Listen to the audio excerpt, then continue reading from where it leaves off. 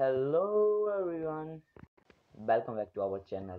In today's video we are talking about the general knowledge. मैं आपसे एक question पूछता हूँ और आप कमेंट करके आंसर ज़रूर दीजिएगा। ये नहीं कि आप वीडियो को एक स्किप कर देते हैं और वीडियो को शॉर्ट कर देते हैं, वीडियो की स्पीड बढ़ा देते हैं।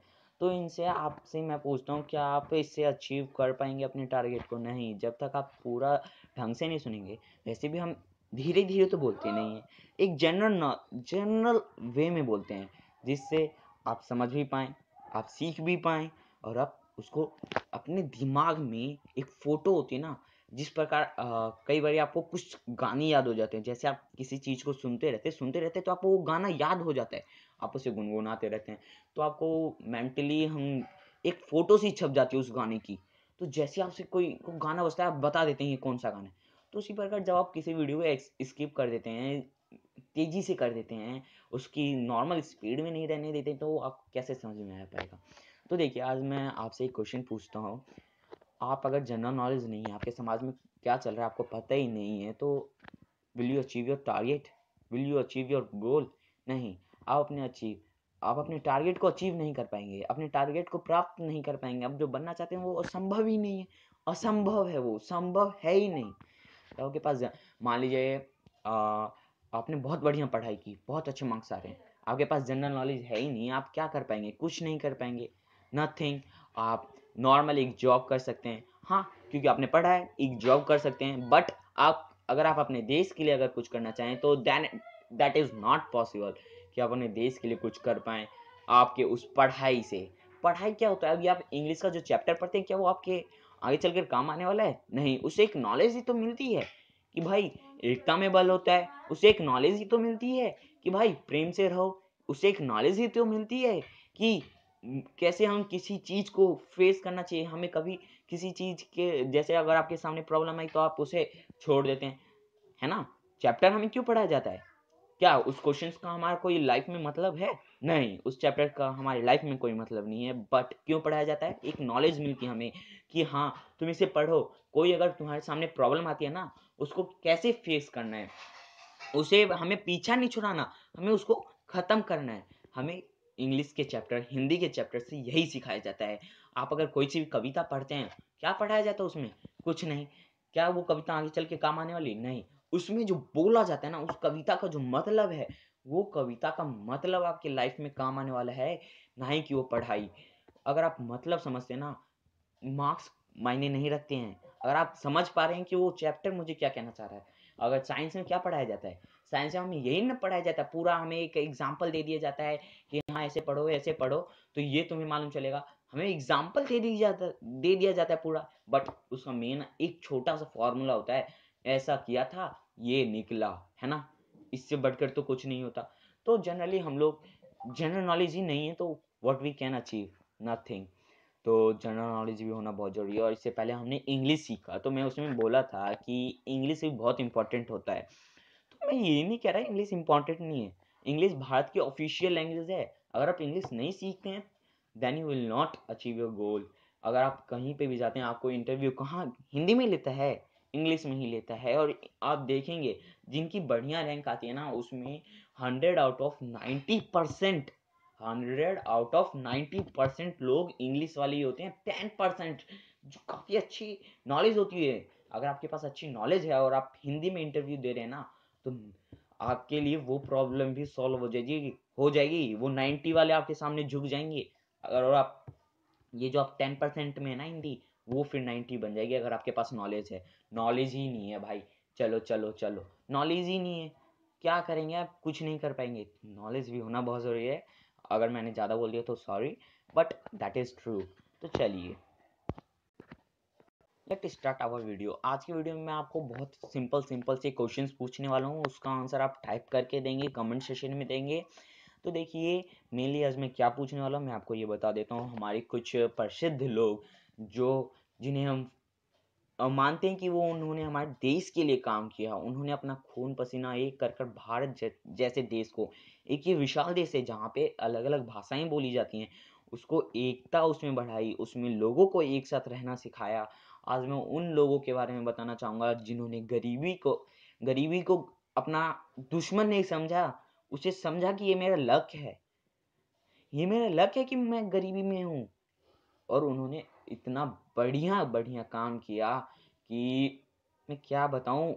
उनका उनके लिए बोलना ना, उनके लिए शब्द भी कम पड़ जाते हैं अगर उनकी तारीफ के पुल बांधे जाएं। तो चलिए मैं आपसे कुछ क्वेश्चंस पूछूंगा, आप आंसर टाइप करके दीजिएगा प्लीज़। देखिए पहला फोटो है, बहुत, हाँ बहुत प्रसिद्ध है, प्रसिद्ध क्या, विश्व प्रसिद्ध लोग हैं ये लोग, आदमी हैं जिन्हें हम भारत के पिता, फादर ऑफ नेशन के नाम से भी जानते हैं इन्हें, महात्मा गांधी। तो मैं आपसे जनरली क्वेश्चन मैंने शुरुआत में बता दिया था, इनका जन्म कब हुआ, इनकी मृत्यु कब हुई, उनका डेट और साल बता दीजिए। मैं आपको 10 सेकंड का टाइम देता हूँ।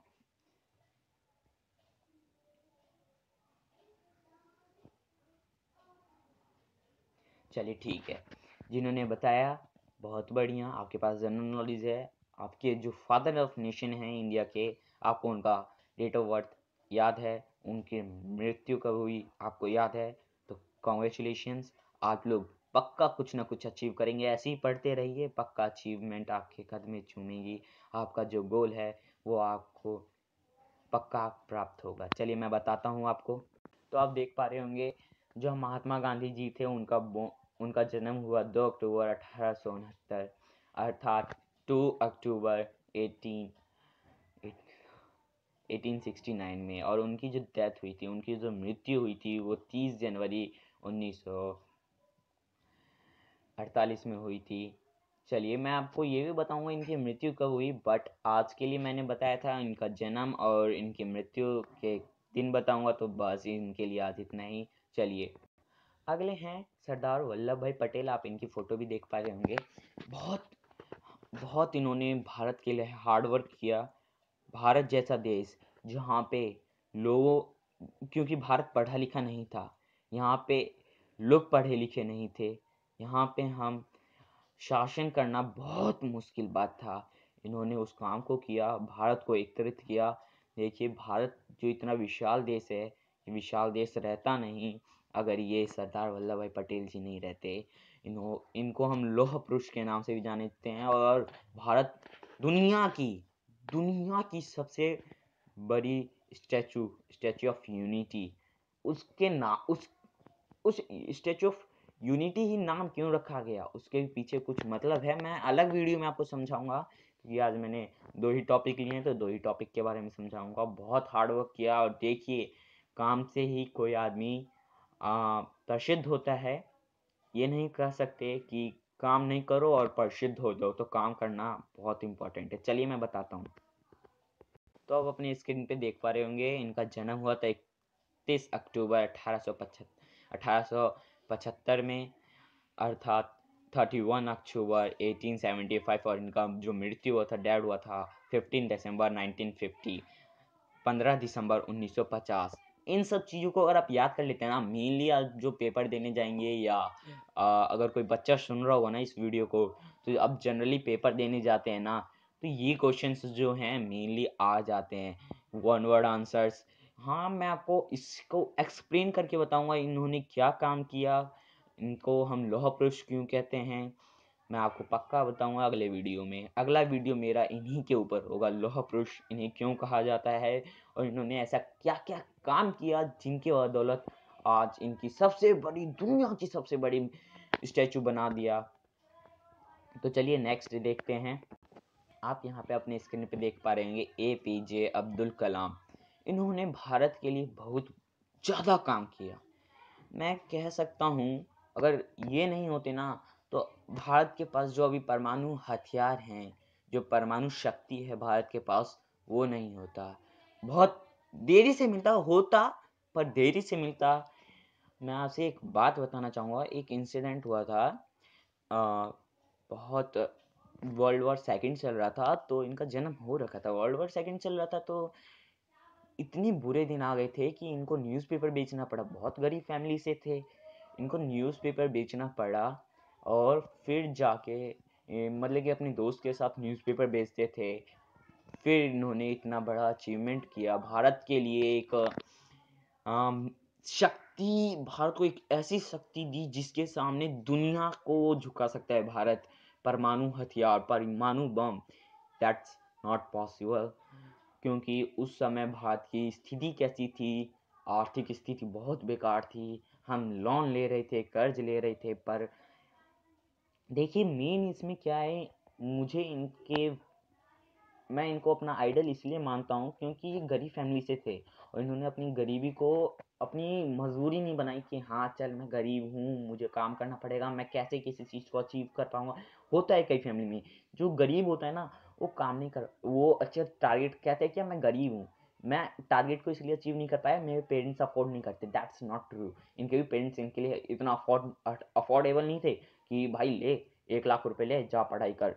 इन्होंने अपने बदौलत अपने पैर पे खड़े होकर छोटी सी उम्र में इन्होंने न्यूज़पेपर बेचा और फिर जाके इन्होंने पढ़ाई की। इनका सपना था कि ये सेना के प्रमुख बने, एयरफोर्स में जाएं, बट कुछ प्रॉब्लम्स हुई जिनके कारण ये नहीं जा पाए, परंतु राष्ट्रपति बन गए जो सभी सेना के प्रमुख हैं।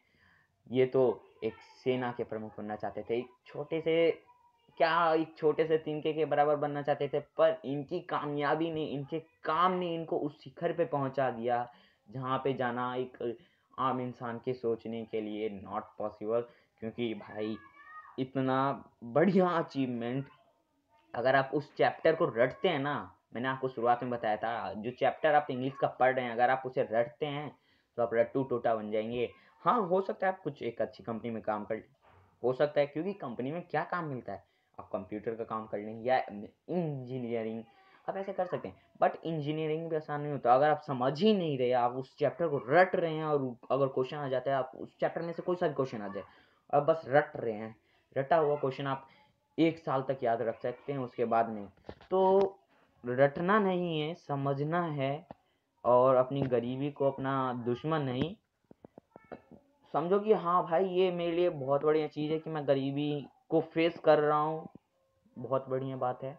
चलिए मैं इनका डेट ऑफ बर्थ भी बता देता हूँ। और देखिए इनका जन्म हुआ था 15 अक्टूबर 1931 और इनका डेथ हुआ था 27 जुलाई 2015। तो देखिए कोई बड़ा फासला भी नहीं है, बहुत बढ़िया काम किया। इनकी मृत्यु हो गई थी, ये कहीं एक स्कूल में गए थे, वहाँ पे शायद हार्ट अटैक आया, मुझे अच्छे से याद नहीं, या बीपी हाई हुआ था, तो इन कारण की वजह से वो वहाँ पे गिर गए और फिर उन्हें हॉस्पिटल लाया गया तो उनकी डेथ हो गई थी। चलिए मैं इनके लिए वीडियो बनाऊँगा, काफ़ी अच्छे पर्सन हैं और काफ़ी अच्छा हमें इनसे एक नॉलेज कहिए, एक फोकस कहिए, इनसे एक फोकस बन रहा है कि हाँ इन्होंने हाँ देश के लिए इतना अच्छा काम किया। पर ये अमीर फैमिली के नहीं थे, इनके फैमिली अफोर्डेबल नहीं थे कि हाँ इनको पैसा दे, बट इन्होंने काम किया। चलिए नेक्स्ट देखते हैं। आप देख पा रहे होंगे अपने स्क्रीन पे, इनका नाम है सुभाष चंद्र बोस। और अगर आपको नाम भी याद नहीं है ना, आप इस देश के हो या नहीं हो, मुझे खुद शक होगा। सुभाष चंद्र बोस बहुत अच्छे व्यक्ति थे, भारत की आज़ादी में इनका बहुत बड़ा हाथ था, कह सकते हैं। इनकी बलिदान, इन्होंने सब कुछ त्याग दिया भारत की आज़ादी के लिए, और इनके कुछ घटनाएं हुए, कुछ इनके लिए भी, इनके ऊपर इतने अत्याचार भी किए गए, ये जेल भी गए, परंतु भारत की आज़ादी से पहले इनकी मृत्यु हो गई। और ये नहीं कहेंगे इनका कोई हाथ नहीं था, बहुत बड़ा हाथ था। इनके लिए भी मैं आपको वीडियो पक्का बनाऊंगा, बट अभी नहीं। चलिए नेक्स्ट देखते हैं, क्योंकि अभी हमने 2 ही टॉपिक रखा है, तो उन टॉपिक को कंप्लीट करते हुए मैं नेक्स्ट आपको बताता हूँ।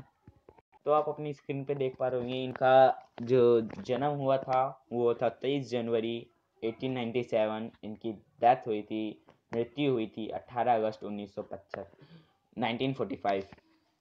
तो देखिए एक मुझे इसमें कॉन्सिडेंट लगा, एक क्या कहें, क्या मुझे शब्द याद नहीं आ रहा। देखिए 26 जनवरी को हमारा देश गणराज्य हुआ, इसमें 3 दिन का गैप है। 23 जनवरी को इनका जन्म हुआ। हमारा देश 15 अगस्त को आज़ाद हुआ, इनका मृत्यु हुआ 18 अगस्त, इसमें भी 3 दिन। हमारा देश गणराज्य हुआ 3 दिन बाकी, इनका जन्म होने में 3 दिन बाकी, और हमारा देश आज़ाद हुआ, मतलब कि एक डेट उस पर एक ये कॉन्सिडेंट है, ऐसा कुछ नहीं है। तो थैंक यू आप लोगों ने, अगर जिसने भी स्किप नहीं किया। नॉर्मल स्पीड में देखा, कोई बात नहीं, 1-2 बढ़ाते हैं, 25 सेकंड बढ़ जाते हैं, कोई दिक्कत नहीं है। बट डबल स्पीड करना अच्छी बात नहीं है। और शुरुआत में अगर मैंने आप लोगों को गलत तो नहीं कहा है, बट अगर आप लोगों को बुरा लगा तो सॉरी। बट उन बातों को सोच के देखिएगा, आपको भी अच्छा लगेगा। चलिए मैं एक चीज़ बताता हूँ आपको। मैंने आपको इनके बारे में बताया था, अब्दुल कलाम जी के बारे में। इन्होंने कभी रटा नहीं, समझते थे। देखिए आप बहुत सारे बुक्स पढ़ लीजिए, बहुत सारा चैप्टर पढ़ लीजिए, अगर आपको वो समझ में नहीं आ रहा, आप बस रटे जा रहे हैं, रटे जा रहे हैं, आपके पास जनरल नॉलेज है ही नहीं कि वो बुक मुझसे क्या कहना चाह रहा है, तो आप क्या अचीव कर पाएंगे? कुछ भी नहीं। You can't achieve anything. तो चलिए मैं इस चीज़ के ऊपर एक अलग वीडियो बनाऊंगा, सरदार वल्लभ भाई पटेल की वीडियो इसके बाद आपको पक्का मिलेगी। तो वो 1-2 दिन के अंदर आपको वीडियो मिल जाएगी। चलिए थैंक यू, फिर से मिलेंगे, बाय बाय एवरीवन।